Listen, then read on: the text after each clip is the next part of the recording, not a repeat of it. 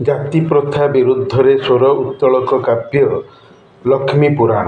ପଞ୍ଚସଖା ଯୁଗର ଅନ୍ୟତମ ବିଶିଷ୍ଟ ବୟୋଜ୍ୟେଷ୍ଠ କବି ବଳରାମ ଦାସ ଜଗମୋହନ ରାମାୟଣ ବା ଦାଣ୍ଡି ରାମାୟଣ ଏବଂ ଲକ୍ଷ୍ମୀ ପୁରାଣ ରଚନା ପାଇଁ ବଳରାମ ଦାସ ଓଡ଼ିଆ ସାହିତ୍ୟରେ ଅଶେଷ ଲୋକପ୍ରିୟତାର ଅଧିକାରୀ। ଲକ୍ଷ୍ମୀ ପୁରାଣ କ୍ଷୁଦ୍ର ପୌରାଣିକ ବିଷୟବସ୍ତୁ ସମ୍ବଳିତ କାବ୍ୟ ନିମିତ୍ତ ବଳରାମ ଅଶେଷ ଯଶର କୀର୍ତ୍ତିଯଶ ବ୍ୟକ୍ତିତ୍ୱ। ଓଡ଼ିଆ ଜାତିର ଘୃଣ୍ୟ ଜାତିପ୍ରଥା ହେତୁ ମାନବ ସମାଜରେ ସ୍ପୃଶ୍ୟ ଅସ୍ପୃଶ୍ୟ ବା ଛୁଆଁ ଅଛୁଆଁ ଭେଦଭାବ ମଣିଷକୁ ମାନବ ସମାଜରେ ବଞ୍ଚିବାରେ ବଡ଼ ବାଧକ ହୋଇଛି।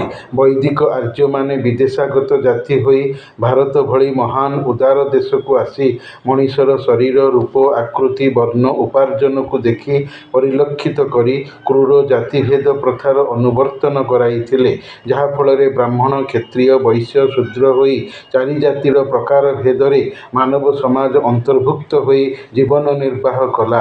ଅବଶ୍ୟ ମଣିଷର ଏତାଦୃଶ ଜାତିଭେଦ ପ୍ରଥାର ସମର୍ଥନରେ ଦିବ୍ୟ ପବିତ୍ର କୋରାନ ଗ୍ରନ୍ଥରେ ଖୋଦା ବା ଆଲ୍ଲାହ କହିଛନ୍ତି, ମୁଁ ମଣିଷକୁ ସମାନ କରାଇ ସୃଷ୍ଟି କରିନାହିଁ, ଜଣକୁ ଅନ୍ୟ ଉପରେ ବଡ଼ାଇ ବା ବଡ଼ପଣ ଦେଇ ସର୍ଜିଛି। ଆଉ ଏହା ବି ସତ କଥା, କାରଣ ନାରୀ ପୁରୁଷ କଳା ଗୋରା ଡେଙ୍ଗା ଗେଡ଼ା ଶିକ୍ଷିତ ଅଶିକ୍ଷିତ ଧନୀ ଗରିବ ମୂର୍ଖ ପଣ୍ଡିତ ଇତ୍ୟାଦି ଭେଦରେ ଦୁନିଆରେ ମଣିଷ ସମାଜ ରହିଅଛନ୍ତି। ମଣିଷର ଏହି ଅସମାନତା ହିଁ ତାର ଜାତି ପ୍ରଥା ଭେଦର ମୂଳ ଉତ୍ସଜନିତ କାରଣ।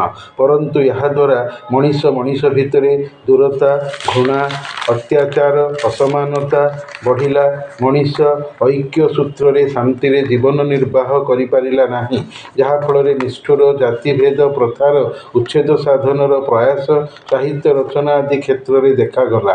ଶୂଦ୍ର କବି ମତ୍ତ ବଳରାମ ଦାସଙ୍କର ରଚିତ ଲକ୍ଷ୍ମୀ ପୁରାଣ କାବ୍ୟ ତାହାର ଅପର ଅମଳିନ ନିଦର୍ଶନ। ଧନର ଦେବୀ ଅଟନ୍ତି ଲକ୍ଷ୍ମୀ, ସୁଲକ୍ଷଣା ନାରୀକୁ କୁହାଯାଏ ଲକ୍ଷ୍ମୀବନ୍ତୀ। ମଣିଷ ଈଶ୍ୱର ଉପାସନା କରିବ, ନହେଲେ ତାର ପାରତ୍ରିକ ପରଲୌକିକ ଜୀବନରେ ମୋକ୍ଷ ମୁକ୍ତି ସାଲଭେସନ୍ ନାହିଁ, ଯାହାକୁ ହିନ୍ଦୁ କହେ ପୁନର୍ଜନ୍ମର ଉଦ୍ଧାର। କାରଣ ପୁଣି ଥରେ ଜନ୍ମ ହୋଇ ନଶ୍ୱର ଇହ ଧରାଧାମକୁ ଆସି ମଣିଷ ରୋଗ ଶୋକ ବାର୍ଦ୍ଧକ୍ୟ ମୃତ୍ୟୁ ଭୋଗିବ, ପରନ୍ତୁ ମୋକ୍ଷ ପାଇଗଲେ ଆତ୍ମା ପରମାତ୍ମାଙ୍କ ସହିତ ମିଶି ଆଉ ପୁନର୍ଜନ୍ମ ପାଇବ ନାହିଁ, ନଶ୍ୱର ଧରାଧାମକୁ ଆସିବ ନାହିଁ। ଇସଲାମ ଧର୍ମର ବିଚାର ଅନୁସାରେ ମୋକ୍ଷର ମାନେ ନର୍କ ଯନ୍ତ୍ରଣାରୁ ତ୍ରାହି। ଏଥିପାଇଁ ମଣିଷ ଈଶ୍ୱର ଉପାସନା କରିଥାଏ, ଈଶ୍ୱରଙ୍କୁ ନିଜ ପୂଜାରେ ପ୍ରୀତି କରାଇବା ପାଇଁ।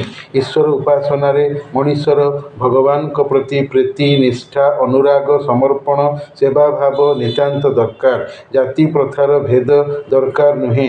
ସେଥିପାଇଁ ଏହାକୁ ବୁଝି ଉପଲବ୍ଧି କରି ଅନୁଭବରେ ଆଣି ନୀଚ ଜାତିର ଅଛୁଆଁ ବର୍ଗର ଅସ୍ପୃଶ୍ୟ ସମ୍ପ୍ରଦାୟର ନାରୀ ଭକ୍ତିଣୀ ଶ୍ରିୟା ଚଣ୍ଡାଳୁଣୀ ମାର୍ଗଶିର ମାସର ଗୁରୁବାରର ସକାଳେ ସ୍ନାନ ଶୌଚ କରି ଓ ପବିତ୍ର ମନରେ ଥାଇ ଦେବୀ ମହାଲକ୍ଷ୍ମୀଙ୍କ ପୂଜାର୍ଚ୍ଚନାରେ ମୁଗ୍ଧା ହୋଇ ଦେବୀ ସକାଳୁ ଭ୍ରମଣ କରୁଥିବା ଅବସରରେ ଶ୍ରିୟା ପ୍ରତି ପ୍ରୀତା ଥିଲେ। କାରଣ ଦେବୀ ବୁଲି ବୁଲିକି ଦେଖିଛନ୍ତି ସାହି ବସ୍ତିର ଅନ୍ୟାନ୍ୟ ଭଦ୍ର ମହିଳାଗଣ ଦେବୀଙ୍କର ପୂଜା କରିନାହାନ୍ତି, ନିଦରେ ଶୋଇଛନ୍ତି।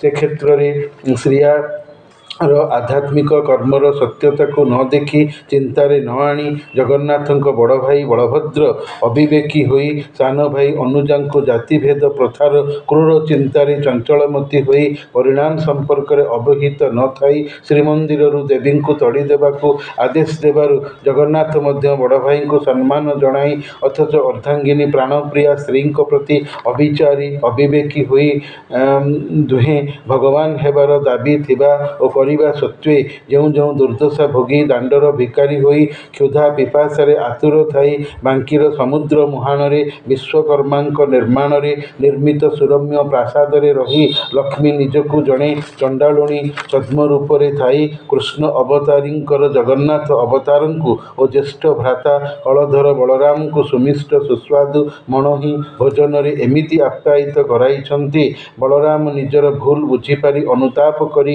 ଅନୁଜ ଜଗନ୍ନାଥଙ୍କୁ ପୁଣି ଆଦେଶ ଦେଇଛନ୍ତି ଲକ୍ଷ୍ମୀଙ୍କୁ ଶ୍ରୀମନ୍ଦିରକୁ ଫେରାଇ ଆଣିବାକୁ। କିନ୍ତୁ ଲକ୍ଷ୍ମୀ ସର୍ତ୍ତ ରଖିଛନ୍ତି ଶ୍ରୀମନ୍ଦିରରୁ ତୁଚ୍ଛ ଜାତିଭେଦ ପ୍ରଥା ଉଠିବ।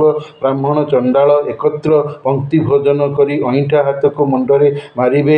ଏ ମର୍ମରେ ଲକ୍ଷ୍ମୀଦେବୀ ଲକ୍ଷ୍ମୀ ପୁରାଣରେ କହିଛନ୍ତି, ଜଗତମାତା ବୋଲନ୍ତି ତୁମ୍ଭେ କର ସତ୍ୟ ଆଜଠାରୁ ଏଥେ ଜାତିଭେଦ ନ ରହିବ। ହାଡ଼ିରୁ ବ୍ରାହ୍ମଣ ଯାଏ ସମାନ ହୋଇବ। ଚଣ୍ଡାଳ ହସ୍ତୁ ବ୍ରାହ୍ମଣ ଛଡ଼ାଇ ଖାଇବେ। ଖୁଆଖୋଇ ହୋଇ ହସ୍ତ ନ ଧୋଇବେ। ଅନ୍ନ ଖାଇ ସର୍ବେ ମୁଣ୍ଡେ ପୋଛୁଥିବେ ହସ୍ତ। ତେବେ ବଡ଼ ଦେଉଳକୁ ଯିବି ଜଗନ୍ନାଥ। ଆଉ ଜଗନ୍ନାଥ ସହମତ ହୋଇଛନ୍ତି। ଜାତିଭେଦ ପ୍ରଥା ଉଠିଛି।